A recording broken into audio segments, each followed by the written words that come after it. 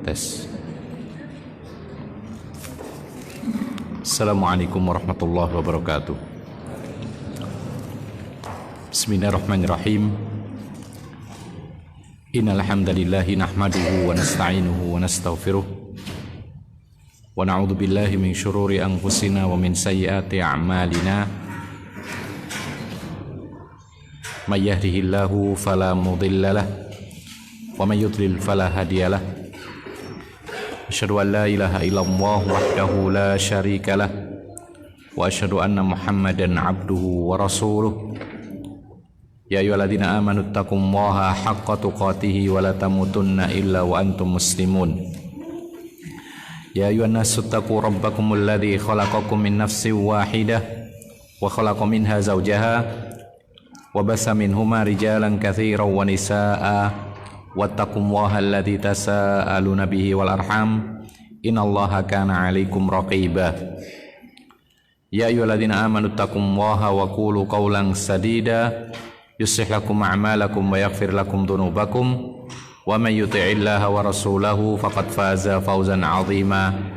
Amma ba'd. Fa inna astaqal hadithi kitabullah wa khairal huda huda Muhammadin sallallahu alaihi wasallam wa syarral umuri muhdatsatuha fa inna kulla muhdatsatin bid'ah wa kulla bid'atin dhalalah wa kulla dhalalatin finnar. Para hadirin dan hadirat yang dimuliakan oleh Allah Subhanahu wa taala. Alhamdulillah, pada malam hari ini kita bisa berkumpul kembali melanjutkan kajian-kajian kita, masih membahas sebuah kitab tentang keistimewaan Nabi Muhammad SAW dibandingkan dengan semua nabi dan rasul, bahkan semua manusia.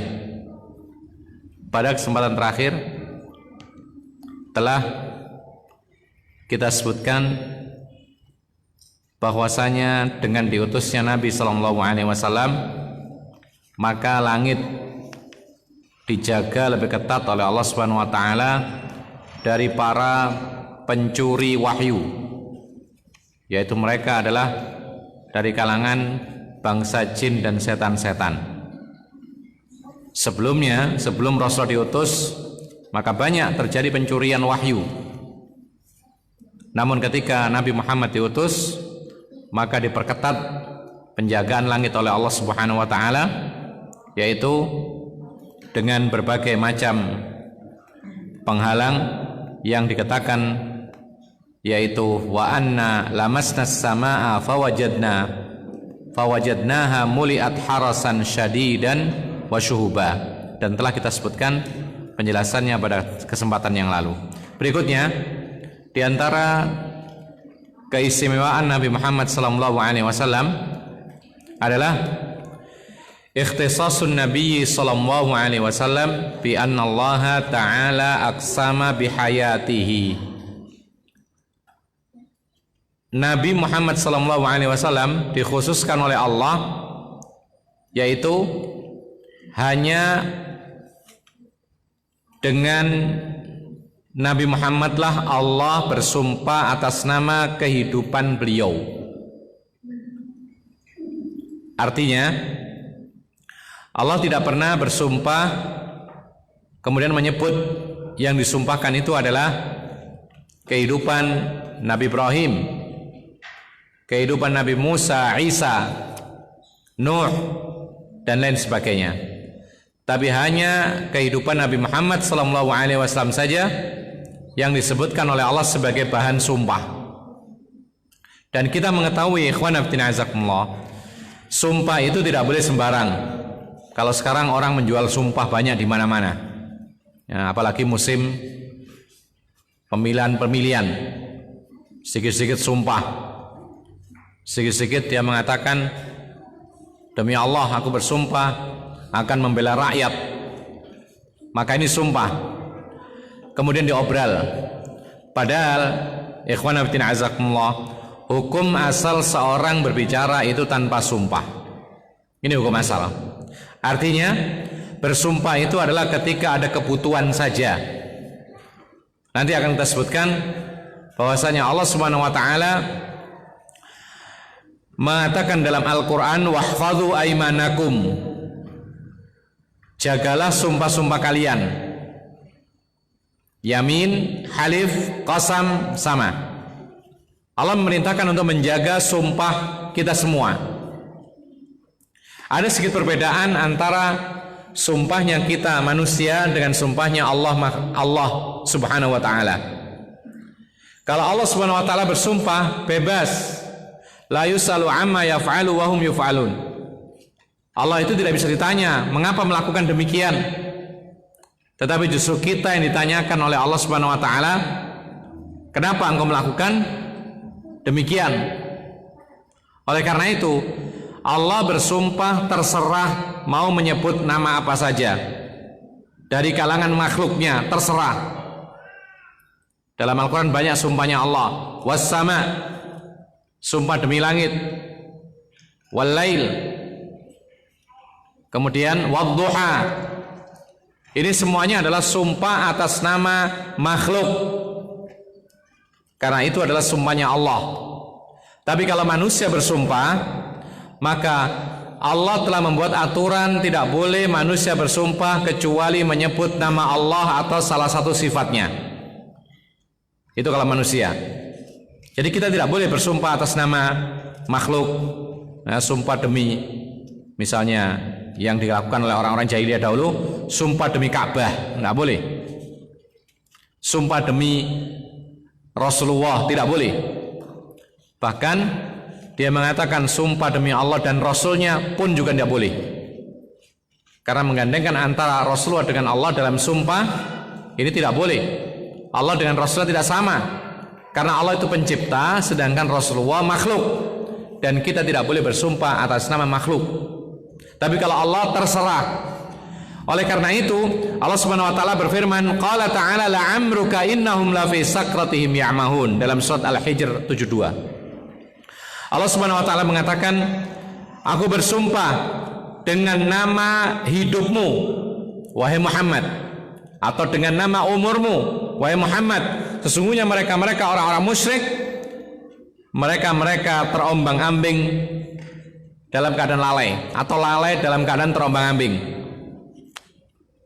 Allah Subhanahu wa taala bersumpah, kita katakan tadi kaidahnya, kalau yang bersumpah itu Allah, maka bebas menyebut nama sumpah apapun, terserah Allah. Dan Allah Subhanahu wa taala ketika menyebutkan sumpah dengan nama apapun makhluk, maka makhluk ini adalah makhluk yang penting. Allah tidak akan menyebutkan nama-nama yang tidak penting. Allah menyebutkan al-lail, malam hari. Allah menyebutkan al-duha, waktu duha. Allah menyebutkan wal asri, demi masa, waktu, dan semisalnya. Karena ini semuanya penting bagi kehidupan manusia, yang mana manusia tidak lepas dari malam, siang, waktu, asar, langit, bumi, matahari, bulan. Manusia tidak lepas daripada ini. Makanya Allah Subhanahu wa taala bebas menyebut nama sumpah apapun, tetapi yang disebut oleh Allah pasti makhluk-makhluk yang sangat penting. Termasuk diantaranya adalah Allah mengatakan la amruk. Ini takdirnya adalah uqsimu la amruk.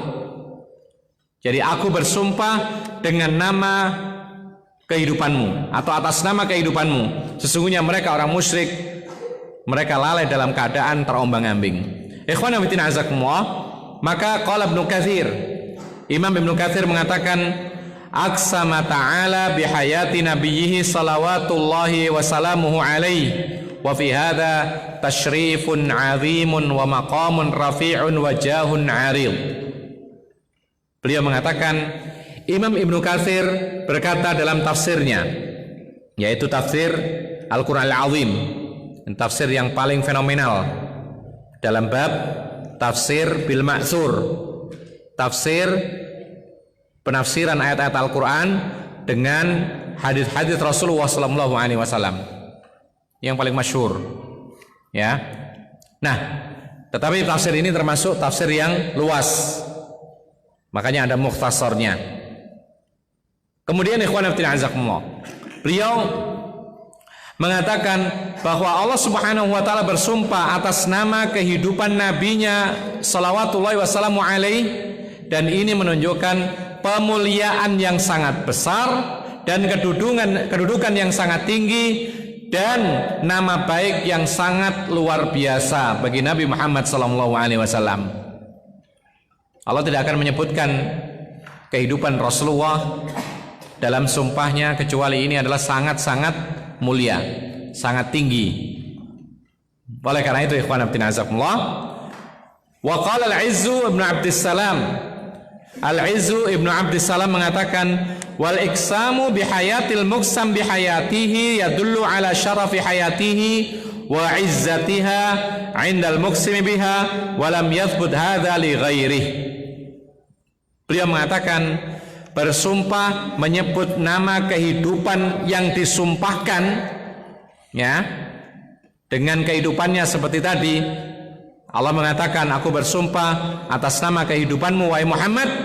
Itu menunjukkan kemuliaan hidupnya Rasulullah dan agungnya kehidupan Rasulullah bagi yang bersumpah, yaitu Allah Subhanahu wa taala. Dan ini tidak pernah dilakukan oleh Allah buat selain Nabi Muhammad sallallahu alaihi wasallam. Allah tidak pernah mengatakan la amru Ibrahim masalan. Tidak pernah. La amruka maksudnya adalah Nuh, tidak pernah. Tapi la amruka yakni Muhammad, karena ini khitabnya, pembicaraannya diarahkan kepada Nabi kita Muhammad sallallahu alaihi wasallam. Maka ikhwan fillah azakumullah, ada kesamaan antara sumpahnya Allah dengan sumpahnya manusia. Sumpahnya Allah ketika bersumpah maka itu pertanda penting, ya. Dan yang disebutkan alat sumpahnya, sumpah demi ini, demi itu, ini dan itu, pasti perkara-perkara yang penting, perkara-perkara yang besar. Allah tidak akan sia-sia menyebutkannya. Dan Allah Subhanahu wa taala ketika bersumpah bebas memilih nama apapun karena semua adalah makhluknya. Tetapi manusia sama dalam hal tidak boleh bersumpah kecuali perkara yang penting. Dan ketika menyebutkan alat sumpahnya, sumpah demi ini demi itu, ini dan itu, yang disebutkan harus yang paling besar. Siapa itu? Allah Subhanahu wa taala. Maka kita hanya boleh mengatakan, aku bersumpah dengan nama Allah, aku bersumpah demi Ar-Rahman, aku bersumpah demi kemuliaan Allah, sifat Allah, boleh. Tapi kalau selainnya maka ini dilarang dalam Islam. Oleh karena itu ada sebuah ayat yang mana di dalamnya ada keterangan adab bersumpah. Itu disebutkan dalam sebuah ayat yang sangat pendek, dan ini disebutkan oleh Fadilatul Syekh Muhammad bin Shalih Al-Utsaimin dari firman Allah Subhanahu wa taala, wahfadzu aimanakum, jagalah sumpah-sumpahmu. Beliau mengatakan menjaga sumpah itu ada paling tidak 6 perkara, ya. Mengikuti Allah, menjaga sumpah itu paling tidak ada 6 perkara. Yang pertama adalah menjaga sumpah adalah dengan tidak bersumpah kecuali dalam urusan yang sangat penting. Jadi kalau nggak penting, kalau urusan biasa tidak usahlah bersumpah. Dikit-dikit sumpah, dikit-dikit sumpah, orang curiga. Jualan ini, jualan itu pasti bersumpah. Artinya apa? Kalau dia tidak bersumpah, berarti dia tidak benar, tidak sesungguhnya, tidak dipercaya orang. Orang semakin sering bersumpah, maka kalamnya sering diragukan. Berarti isyarat bahwasanya ketika tidak bersumpah, dia bohong. Oleh karena itu, kita tidak boleh sedikit-sedikit bersumpah, karena itu akan kembali kepada diri kita. Orang semakin tidak percaya dengan ucapan kita. Yang kita sumpahi itu adalah urusan-urusan yang penting. Kalau tidak penting atau tidak sangat penting, tidak usah bersumpah. Dagang urusan hal yang sifatnya itu biasa, bukan urusan yang sangat penting, tidak perlu bersumpah. Kecuali kalau orang meragukan, suatu ketika saja kita menjual suatu barang yang mahal, kemudian orang meragukan, jangan-jangan ini adalah jelek dan semisal, kita boleh bersumpah. Tapi jangan dijadikan kebiasaan. Ini makna atau konsekuensi yang pertama dari menjaga sumpah. Yang kedua, yaitu jangan kalau engkau bersumpah, jadi kalau tadi pertama, jangan bersumpah kecuali perkara-perkara yang penting. Artinya kalau tidak penting tidak usah bersumpah. Yang kedua, kalau engkau bersumpah maka jangan terlalu sering. Kalau engkau bersumpah maka jangan terlalu sering bersumpah. Ini yang kedua. Kenapa tadi kita sebutkan kalau kita sering bersumpah maka orang semakin meragukan kita. Lalu ketika kita biasa bersumpah kemudian berbicara tanpa sumpah, orang akan mengatakan oh dia sedang bohong. Buktinya dia tidak sumpah, biasanya setiap hari bersumpah. Ini yang kedua. Lalu yang ketiga, maka apabila engkau bersumpah, engkau harus menyebutkan nama yang paling agung atau sifatnya. Rasulullah mengatakan kepada sahabatnya, "Wa man arada an yahlif falyahlif billahi aw liyasmut." Barang siapa ingin bersumpah, maka hendaklah dia bersumpah dengan nama Allah, atau kalau tidak, maka harus diam. Maka para ulama mengatakan bahwa bersumpah, kalau memang harus bersumpah, itu harus menyebut nama yang paling diagungkan, yaitu nama Allah atau salah satu namanya yang husna, atau kalau tidak, maka menyebut salah satu daripada sifat-sifat Allah Subhanahu wa ta'ala. Ikhwana fiddin azakumullah. Lalu yang keempat disebutkan oleh para ulama, yaitu menjaga sumpah. Yang keempat adalah ketika kita bersumpah maka kita harus jujur. Jadi kita sumpah, saya bersumpah misalnya demi Allah bahwasanya besok saya akan hadir ke pengajian misalnya. Maka konsekuensi wahfadhu aimanakum adalah kalau kita sudah bersumpah demikian, jangan sekali-kali dusta. Jujur dalam sumpah kita, tepati sumpah kita. Kemudian yang kelima, fa idza halaf atau halafta fala tahnath. Kalau kita sudah bersumpah, jangan sekali-kali yaitu menyelisih sumpah. Jadi kalau kita sudah terlanjur sumpah, usahakan jangan sekali-kali menyelisih sumpah. Lalu yang terakhir, kalau kita bersumpah lalu kita menyelisih sumpah kita wajib membayar kafarat sumpah. Kalau kita bersumpah misalnya, kita janji dengan orang, diminta datang ke rumahnya besok. Kemudian orang itu meminta sumpah kita, ayo sumpah demi Allah, kamu akan datang ke rumahku. Oh ya, saya bersumpah demi Allah, aku akan datang ke rumahmu besok. Ternyata ada halangan, sehingga dia harus melanggar sumpahnya. Maka konsekuensinya untuk menjaga sumpahnya adalah membayar sumpahnya dengan apa yang dikatakan oleh Allah dalam surat Al-Maidah ayat 89. Di situ Allah memerinci, yaitu perincian kafarat sumpah sama dengan kafaratnya nadar. Fakafaratuhu it'amu asyrati masakin min awsati ma tut'imuna ahlikum. Ini yang pertama. Kafaratnya adalah memberi makan 10 fakir miskin dari makanan-makanan yang biasa engkau makan. Ini yang pertama. Au kiswatuhum au tahrir raqabah, atau boleh juga memilih memberi pakaian 10 fakir miskin yang layak, atau juga boleh memilih memerdekakan budak. Kalau budak nggak ada berarti pilihannya cuma 2. Apa tadi? Memberi makan 10 fakir miskin atau memberi pakaian yang layak buat fakir miskin. Gambaran pakaian yang layak bagaimana? Yang layak, kita dikatakan berpakaian layak itu bagaimana? Sama dengan memberi makanan kepada 10 fakir miskin yang layak bagaimana? Ya, maka kira-kira mana yang lebih mahal? Pakaian. Karena pakaian yang layak nggak mungkin satu hanya atasan saja.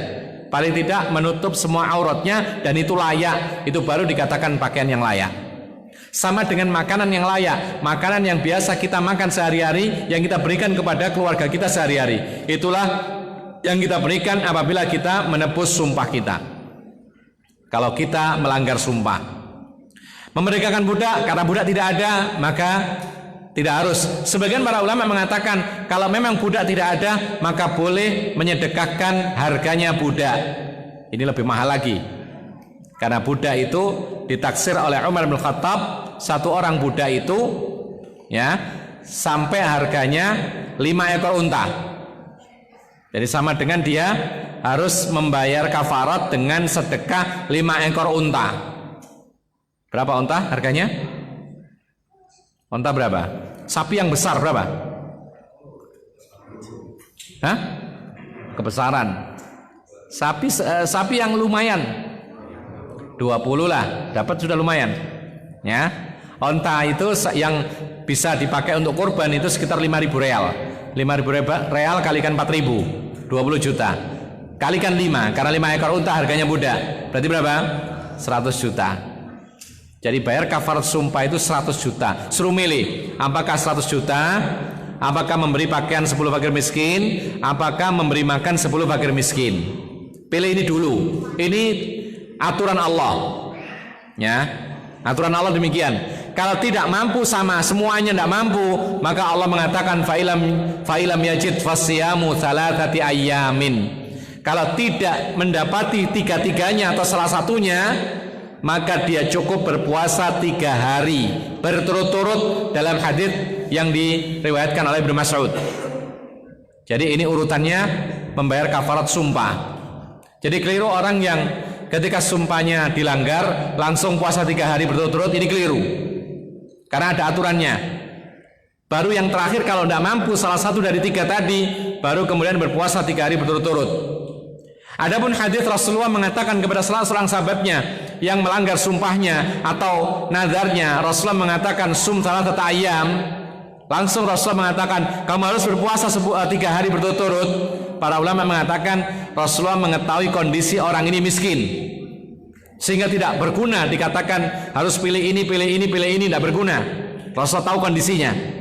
Tetapi ketika orang mampu harus memilih salah satu dari 3 dahulu tadi, memberi makan 10 fakir miskin, atau memilih memberi pakaian 10 fakir miskin, atau memerdekakan budak. Kalau tidak mampu salah satu dari 3 ini, baru kemudian berpuasa 3 hari berturut-turut. Kemudian ikhwana fiddin azakumullah, maka inilah salah satu keistimewaan Rasulullah. Hanya Rasulullah yang disebutkan sebagai alat sumpah oleh Allah dengan perkataan la'amruka, aku bersumpah kata Allah demi kehidupanmu wahai Muhammad sallallahu alaihi wasallam. Dan tidak disebutkan nabi-nabi yang lain dalam alat sumpahnya Allah. Dan ini sekali lagi menunjukkan keagungan Rasulullah sallallahu alaihi wasallam. Kemudian yang berikutnya, ikhtisasun Nabi sallallahu alaihi wasallam bi anna Allah taala tawalla difa'a anhu mimma ramahu bihi qaumuh. Keistimewaan Nabi Sallallahu Alaihi Wasallam yang berikutnya adalah Allah Subhanahu Wa Taala mengurusi pembelaan Rasulullah dari tuduhan-tuduhan kaumnya. Jadi yang membela Allah sendiri. Jadi Allah ikut membela Rasulullah. Sedangkan nabi-nabi yang lain disuruh ngurusi sendiri. Yang membela nabi-nabi yang lain ketika dituduh oleh kaumnya itu mereka sendiri. Tapi giliran Rasulullah Sallallahu Alaihi Wasallam ketika dihujat, dituduh, dikata-katain, kata-kata apa saja yang sempat disematkan kepada Rasulullah? Ada yang tahu? Perkataan buruk apa saja yang dikatakan oleh orang-orang jahiliyah kepada Rasulullah?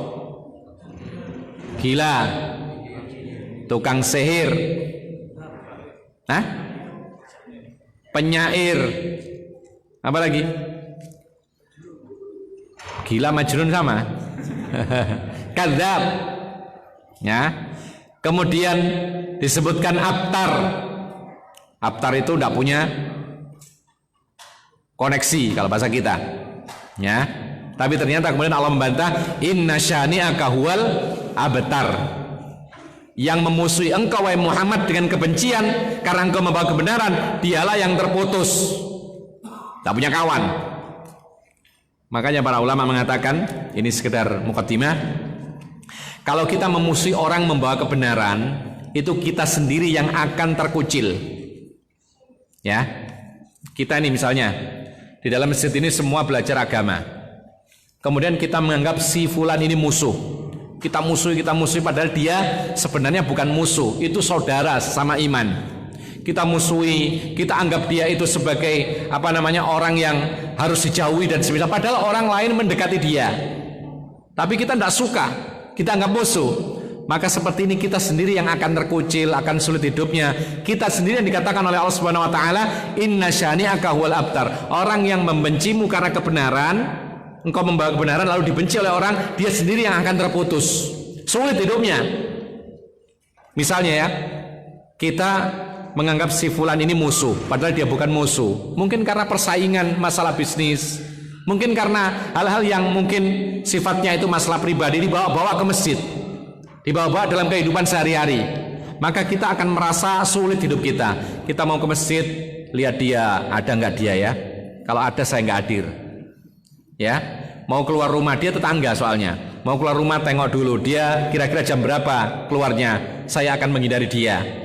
Ya, kemudian kalau ke sekolahan kebetulan anaknya sekolah di tempat yang sama, saya nganter jam sekian, dia ada, wah nggak enak, akhirnya dia tunda. Atau dia pagi sekali, orang biasanya mengantar setengah 7, dia jam 6 sudah nganter.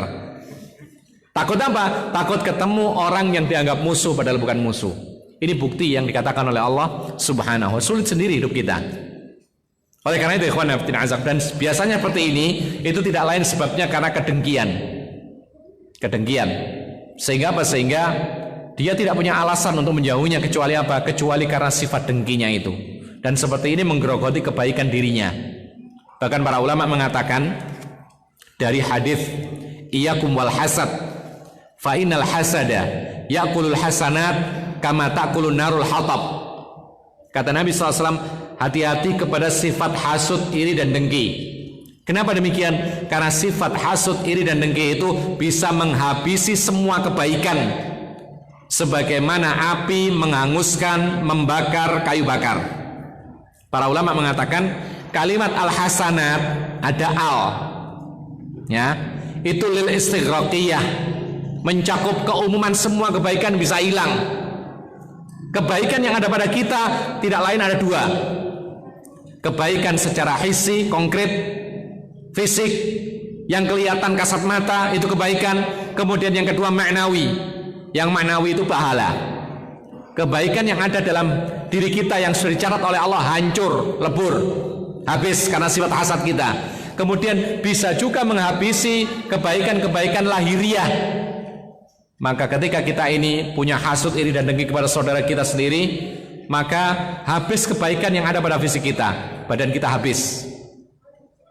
Orang yang punya sifat dengki, iri, itu tidak akan nyaman tidurnya. Karena mau tidur mikirin orang lain, mikirin dia itu enak, mikirin dia itu dapat nikmat, mikirin dia itu punya jabatan, mikirin dia demikian, sedangkan saya tidak. Ya, sehingga tidak bisa tidur. Makan pun juga demikian. Ketika dia makan, mikirnya orang yang didengki, dia itu kira-kira makan apa ya, sambil makan, tidak nikmat. Sehingga apa? Sehingga makannya tidak enak, tidurnya tidak nyenyak, habis badannya kurus dan semisal. Dan ini terjadi seperti ini. Oleh karena itu ikhwan fillah azzakumullah, kita kembali kepada masalah kita, yaitu Nabi Muhammad saja yang dibela oleh Allah secara langsung ketika ada orang-orang yang menuduh kalimat-kalimat yang dusta. Ya. Sedangkan nabi-nabi yang lain, rasul-rasul yang lain, maka Allah Subhanahu wa taala tidak membela secara langsung, tapi mereka-mereka sendiri yang membela. Kita ambil contoh. Kanal anbiya'us sabiqun yatawallawna difa'a an anfusihim mimma ramahum bihil mukadzibuna min aqwamihim minas safahi wal dhalal. Dahulu para nabi yang telah berlalu banyak, Nabi Musa, Nabi Isa, Nabi Ibrahim dan lain sebagainya. Mereka itu sendiri yang mengurusi pembelaan diri mereka. Jadi mereka yang membela diri mereka dari tuduhan-tuduhan orang-orang yang mendustakan, ya, berupa tuduhan yang safa, kebodohan, kesesatan, sampai dikatakan tersesat. Seperti Nabi dikatakan tersesat, para nabi yang lain juga dikatakan tersesat. Qala ta'ala fima akhbara an qaumi Nuh. Ini contoh.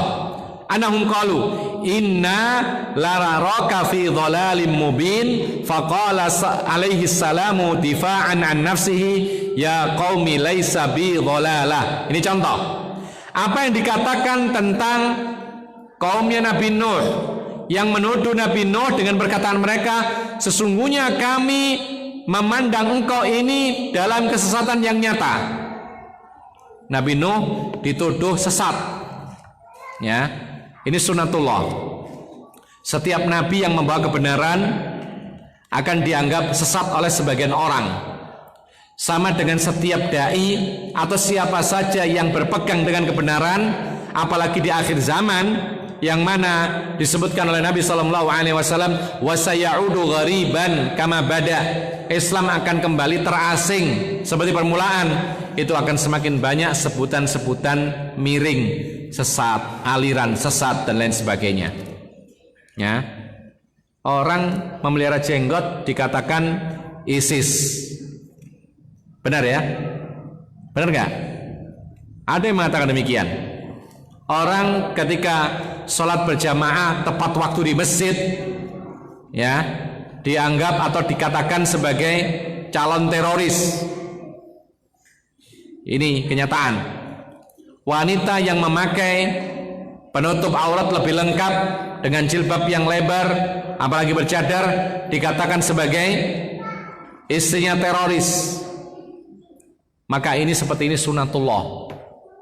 Tapi ingat, dalam Islam perlu adanya pembelaan. Nanti akan kita sebutkan. Nah, ikhwan fillah azakumullah, Nabi Nuh ternyata pernah dituduh sesat karena membawa kebenaran, mengingatkan kaumnya dari kesyirikan, karena mereka berlebihan, tidak mau meninggalkan Wad, Suwa, Yaghuth, Ya'uq dan Nasr. Ya.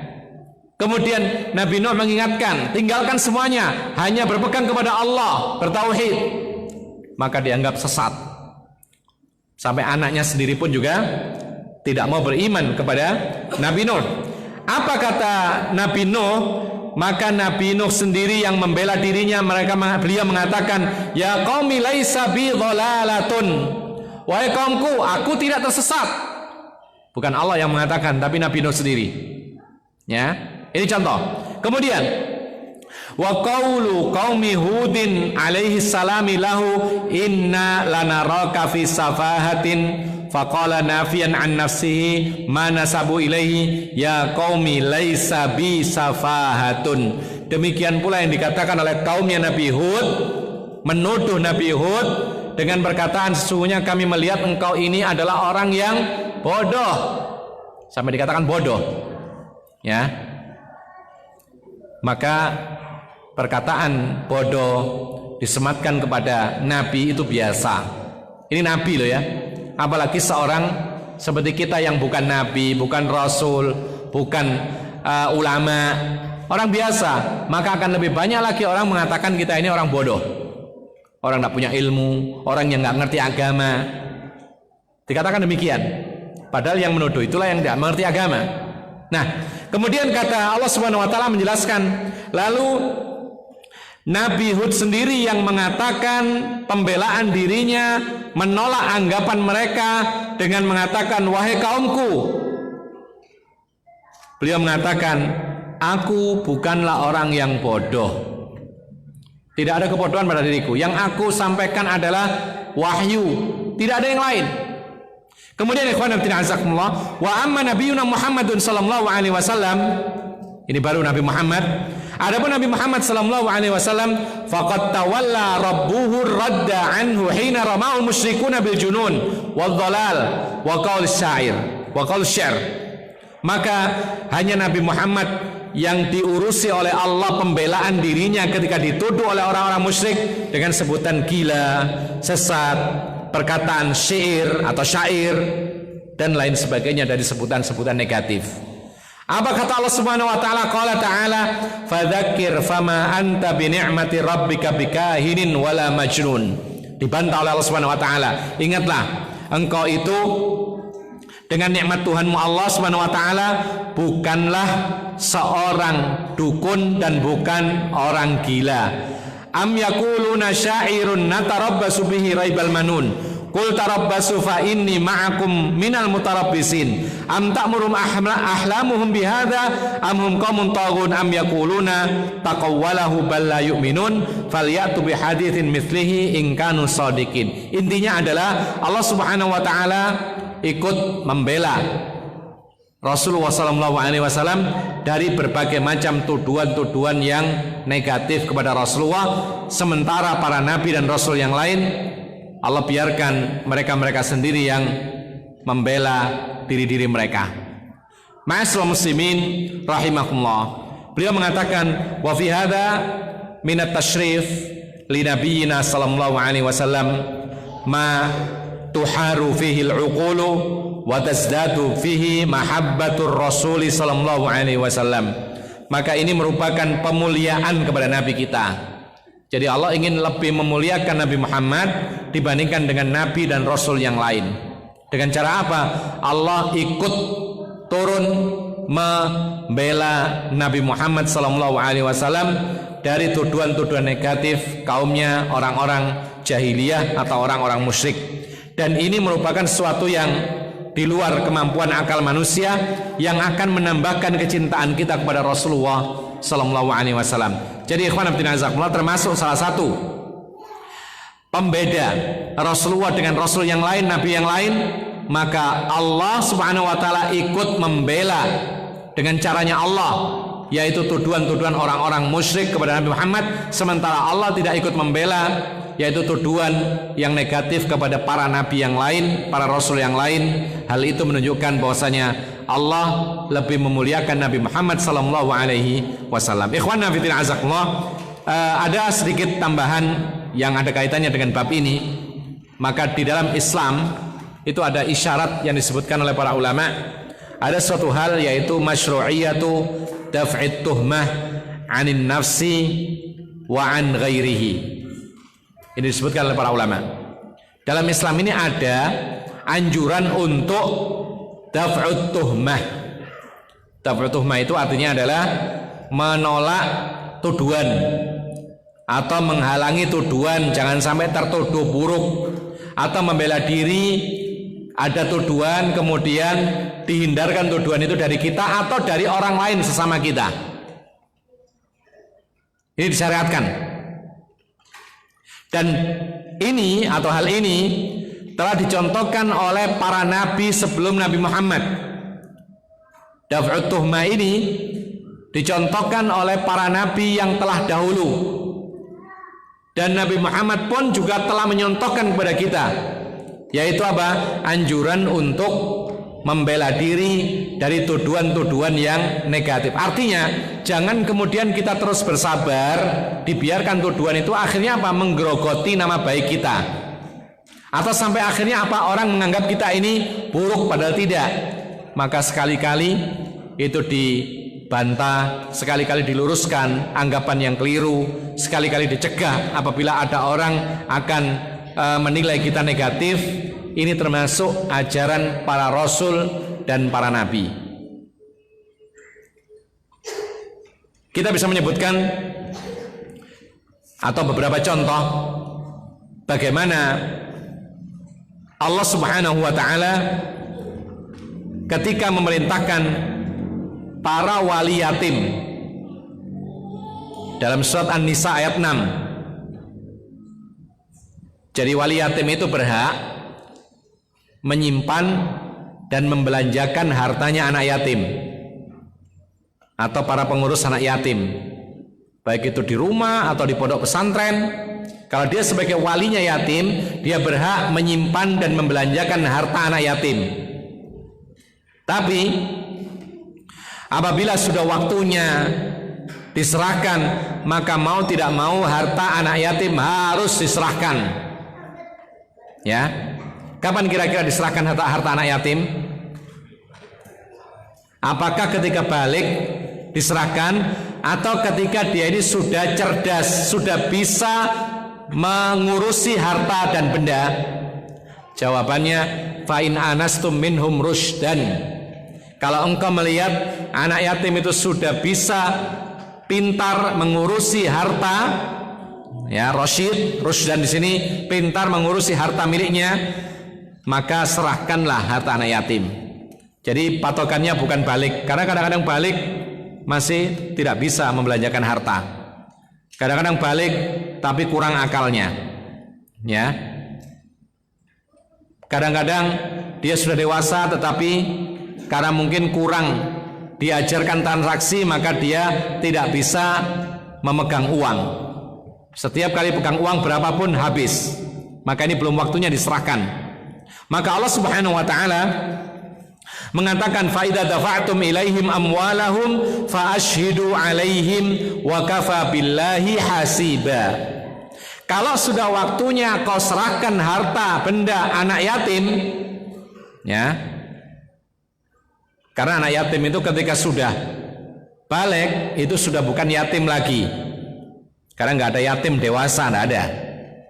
Ya, keutamaan menjadi pengayom anak yatim itu ketika anak-anak ini tidak punya orang, ditinggal mati atau kehilangan bapaknya dan dia belum usia balik, itu yatim. Keutamaannya seperti yang dikatakan Rasulullah, ana wa kafilul yatimi hakadha fil jannah. Rasulullah mengatakan saya bersama pengayom anak yatim itu demikian di surga, dua jari yang berdekatan. Kemudian Rasulullah merenggangkan sikit, ya. Ini maksudnya anak yatim yang betul-betul kehilangan ayahnya, bukan bercerai loh ya maksudnya, tapi ditinggal mati atau memang dihukumi hilang. Seperti pada zaman dahulu ada seorang laki-laki pergi haji, naik kapal laut, biasanya total 3 bulan baru kembali. Sebulan perjalanan, sebulan di sana, sebulan pulang, 3 bulan. Tapi kok sampai 2 tahun nggak kembali.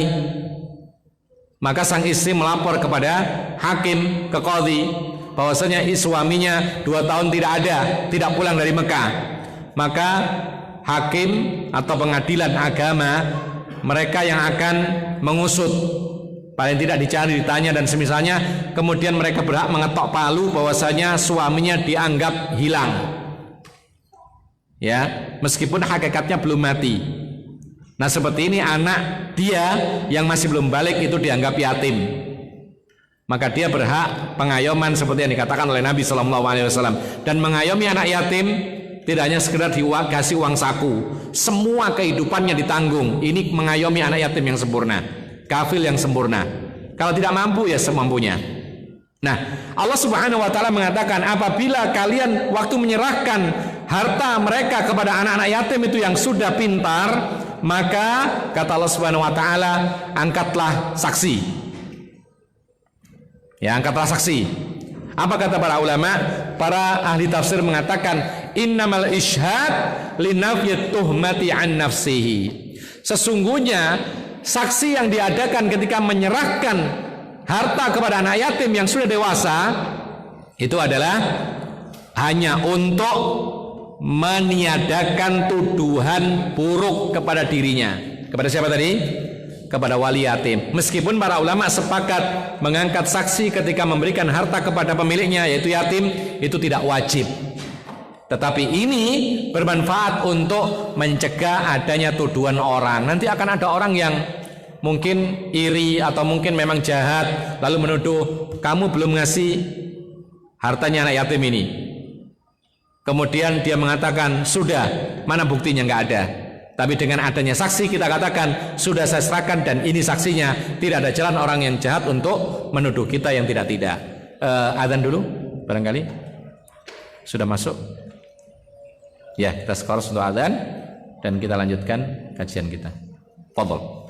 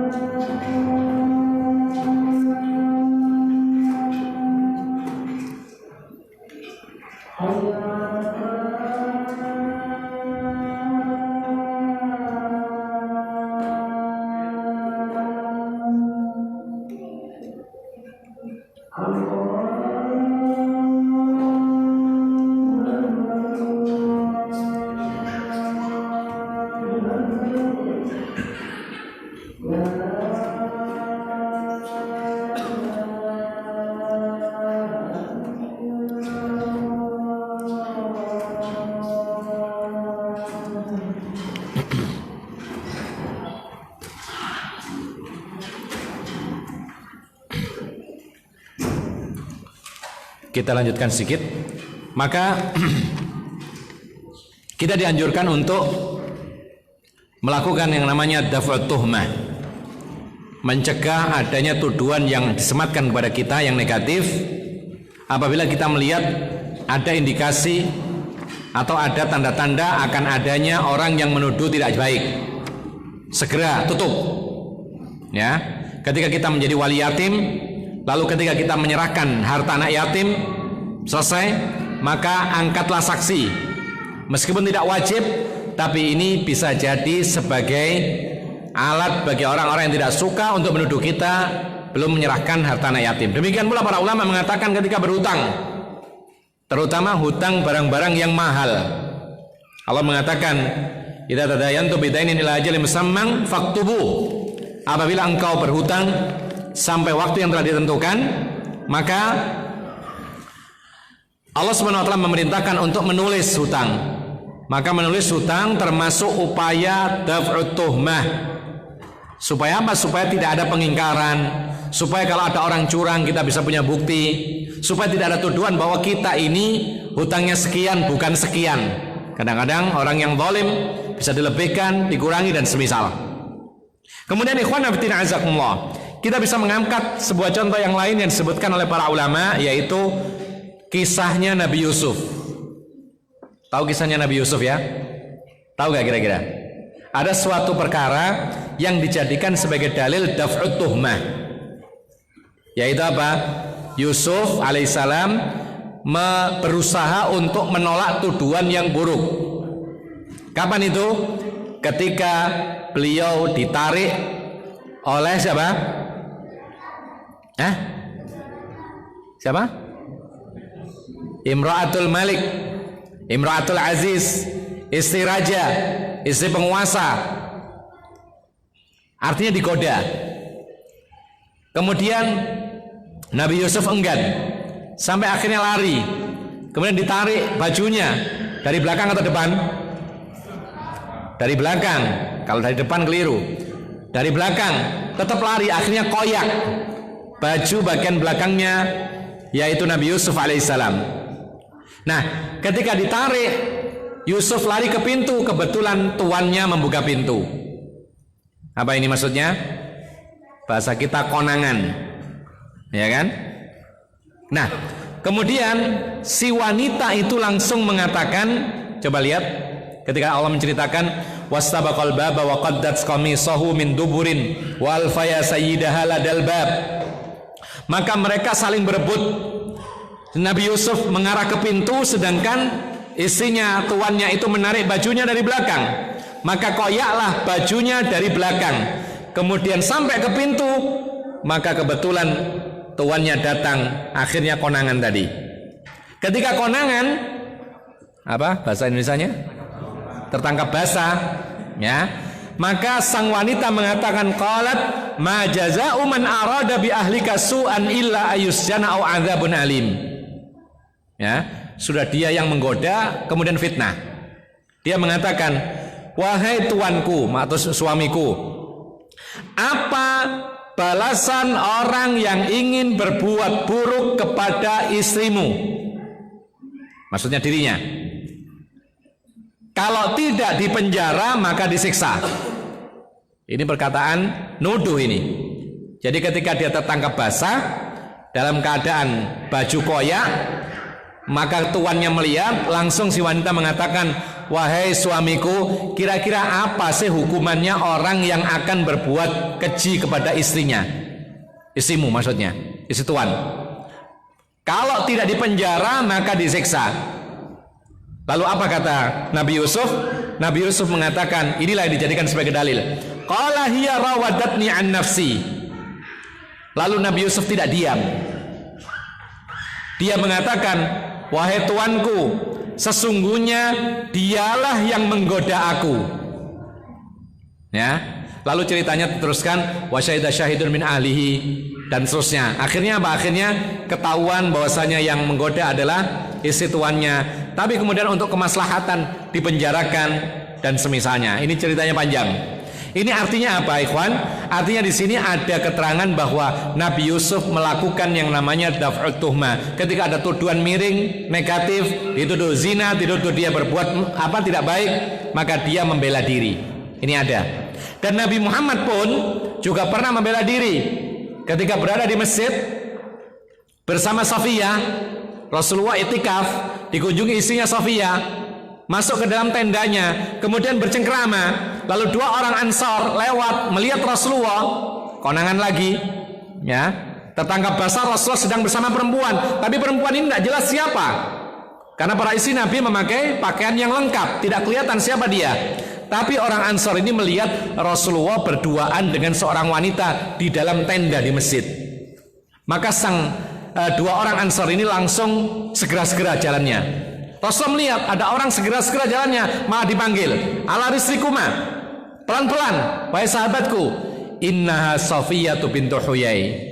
Wanita ini bukan siapa-siapa, tapi ini adalah istri saya, yaitu Safiyah bintu Huyai. Artinya Rasulullah melakukan yang namanya daf'ut tuhmah untuk menghindarkan anggapan-anggapan yang buruk dari masyarakat yang ada. Kita pun juga demikian, ikhwan fillah azakumullah. Kalau bisa, ketika ada orang menganggap kita buruk, cegah dengan cara kita ini membantah, dengan cara yang bagus. Sebelum ada tuduhan, kalau bisa kita terangkan. Kadang-kadang yang sering kita dengar, teman-teman kita ini dituduh orang tidak mau bersosialisasi. Betul ya? Tertutup, tidak mau nyapa orang, tidak mau bergaul dan semisalnya. Ini harus kita tegaskan, harus kita bongkar, harus kita luruskan. Anggapan ini tidak benar. Dengan cara apa? Kita berinteraksi dengan mereka, kita menyapa mereka, ucapkan salam ketika bertemu, kita tersenyum di hadapan mereka, karena Rasulullah selalu tersenyum kepada kaum muslimin. Kemudian kita ikut andil dalam hal-hal yang sifatnya itu positif, dalam hal-hal yang sifatnya bukan kemaksiatan, ikut andil, bahkan kalau bisa kita nyumbang. Karena kadang-kadang orang datang kepada kita, aparat desa datang kepada kita, yaitu solidaritas, minta solidaritas sumbangan untuk acara peringatan ini dangdutan misalnya. Nah, kita tidak bisa nyumbang, gimana? Nah, ketika kita vakum tidak menyumbang, dia mengatakan kepada kita bahwa kita ini tidak mau bersosialisasi, ya, tertutup, tidak mau dengan warga. Kita katakan di acara yang lain saya siap menyumbang dengan kekuatan tenaga dan biaya saya menyumbang. Ketika ada gotong royong, jadi nomor satu, supaya orang tahu bahwasanya karena masalah agamalah kita tidak mau menyumbang, tidak mau andil. Tapi kalau dalam urusan yang sifatnya itu positif, urusan kebaikan dunia dan akhirat, kita menjadi orang yang nomor satu. Ketika ada masalah di warga itu, misalnya ada sekarang ini musimnya banjir, maka kita andil, ikut menyelesaikan bagaimana banjir ini supaya hilang. Ketika gotnya buntu, kita andil duluan, kita kalau bisa menyumbang kalau ada uang, seperti itu. Lalu kita menyapa mereka, mereka juga orang Islam. Nah, ini bisa kita lakukan dengan yang namanya daf'ut tuhmah. Dengan berbagai cara apapun kita bisa meluruskan anggapan-anggapan yang miring tadi. Disebutkan oleh sebagian para ulama, kadang-kadang kita ini terpaksa melakukan sesuatu, orang memandangnya itu negatif, padahal itu tidak negatif bagi kita. Suatu ketika kita harus membeli sesuatu yang tidak ada di warung-warung biasa, adanya di tempat yang di sana ada kemaksiatannya. Nah, sebelum orang menyangka kita mendatangi kemaksiatan, sampaikan kepada orang bahwa saya ini membeli barang yang tidak ada di tempat lain, hanya ada di situ. Yang saya beli bukan khamr, yang saya beli bukan alat-alat yang merusak dan lain sebagainya, tetapi yang saya beli adalah barang yang halal yang tidak ada di tempat yang lain. Tiba-tiba misalnya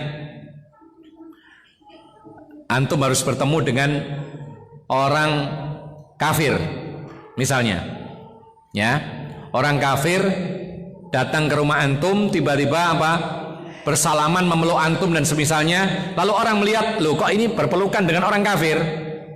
Maka sebelum ada anggapan miring, jangan-jangan nanti mereka menuduh, oh berarti berkawan, bersahabat. menjalin ukhuwah dan lain sebagainya. Sebelum demikian terangkan apa tujuannya, apa maksudnya. Oh ternyata dia keluarga. Masa tidak boleh dikunjungi oleh keluarga yang non muslim?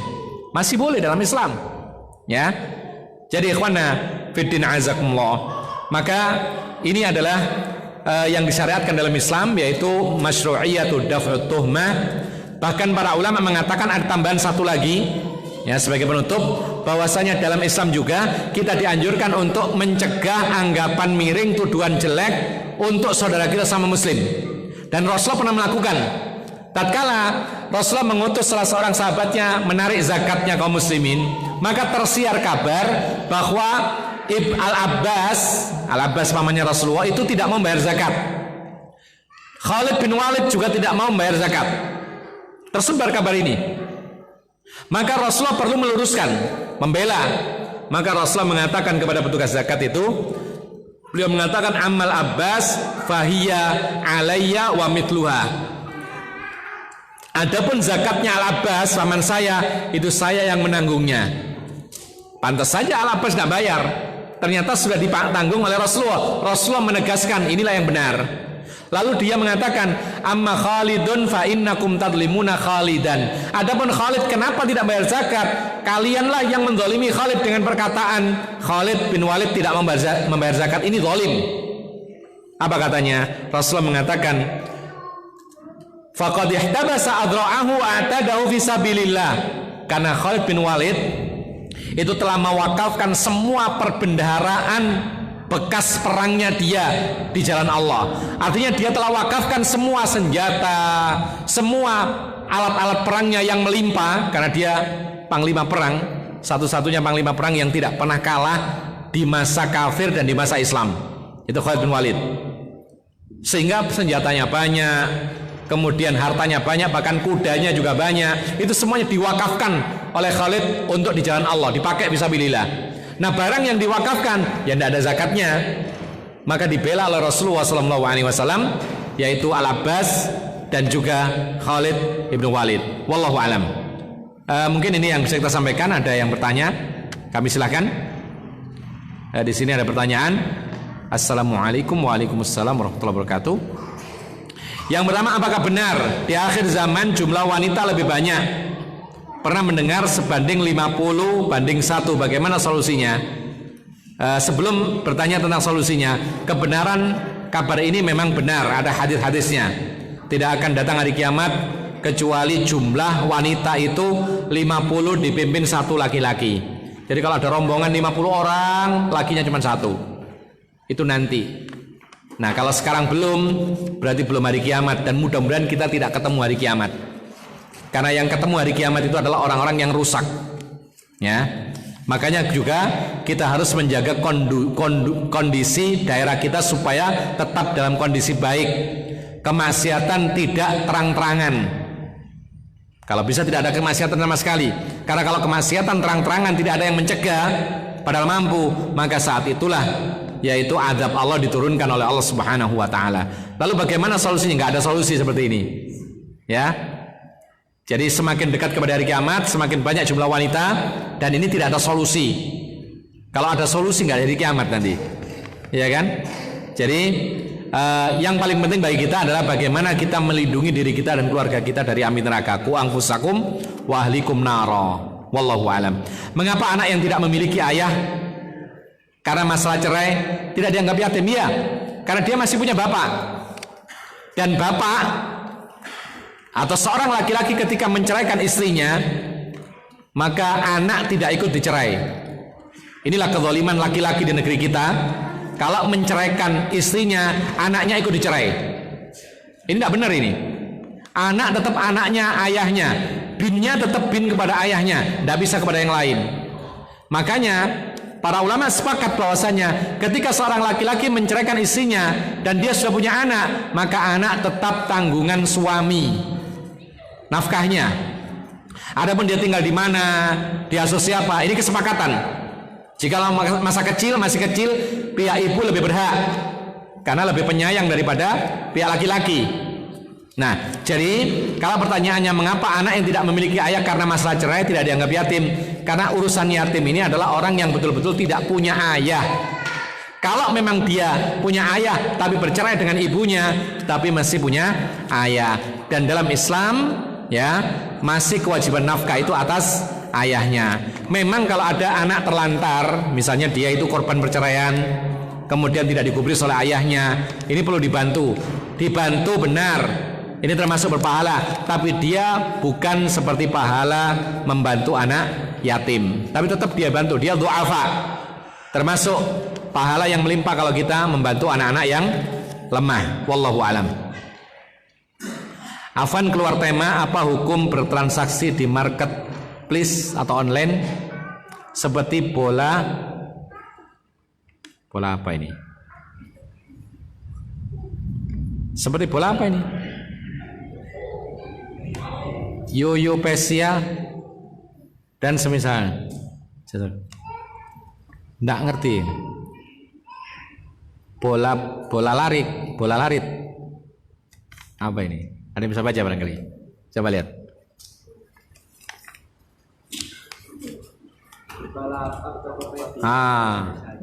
Oh ya. Tulisannya dokter ini. Seperti Bukalapak, Tokopedia dan semisalnya. Dalam masalah jual beli online, ya, maka tidak bisa dikatakan boleh dan tidak bisa dikatakan tidak boleh, karena bergantung kepada persyaratannya terpenuhi atau tidak. Jadi syarat rukun jual beli terpenuhi atau tidak. Contoh pertama, tarodin itu syarat pokok dalam jual beli, harus saling ridho, tidak boleh paksaan. Kalau dalam jual beli online insya Allah ada tarodin. Yang kedua, ma'lumul mabi, barangnya jelas. Nah kalau barangnya jelas berarti terpenuhi syarat ini. Sekarang jelasnya kita melihat contohnya, keterangannya, selama itu thiqah terpercaya boleh. Ya, kemudian ma'lumus saman, harus diketahui harga. Jadi transaksi harus ketahuan harganya. Ini jelas insya Allah. Kemudian yang kedua, ma'lumul ajali idza kana muajjalan. Kalau memang harus ditunda pembayarannya, maka harus diketahui kapan bayarnya. Jangan terserah. Itu tidak boleh. Ya, kalau ini terpenuhi semuanya, insya Allah jual belinya sahih. Satu lagi yang harus disematkan oleh para ulama dalam jual beli, karena ini online tidak ketemu langsung, maka harus saling percaya dengan kethiqoan. Jadi yang membeli terpercaya, yang jualan juga terpercaya. Jangan sampai kemudian hanya menipu, seperti jualan ternyata tidak ada, ketika kita kirim uang ternyata nggak datang barang. Ini haram, tidak boleh. Makanya harus betul-betul dipilih, yaitu yang jualan ini betul-betul terpercaya. Kita bisa melihat bertanya atau melihat keterangannya sudah jual beli atau belum, bagaimana komentarnya yang lain, kan ada komentar-komentar itu. Nah kita lihat, kalau memang terpercaya maka silakan dilakukan, tidak ada masalah dengan syarat-syarat dan rukunnya tadi. Kalau tidak terpenuhi maka tidak diperbolehkan. Wallahu alam. Dan banyak terjadi, sebagian saudara kita karena tertarik dengan barang murah, bagus, keterangannya bagus, kemudian beli, transaksi, kirim uang, transfer, kemudian tidak ada barang, tidak ada apa, ternyata ditipu. Maka ini adalah tidak diperbolehkan, itu jual beli gharar namanya. Wallahu alam bishawab. Iya, kita cukupkan sampai di sini. Mudah-mudahan bermanfaat. Wa akhiru da'wana alhamdulillahirabbil alamin. Wa sallallahu ala nabiyyina Muhammadin wa ala alihi wa sahbihi ajma'in. Subhanakallahumma bihamdika asyhadu an la ilaha illa anta astaghfiruka wa atubu ilaik. Wassalamualaikum warahmatullahi wabarakatuh.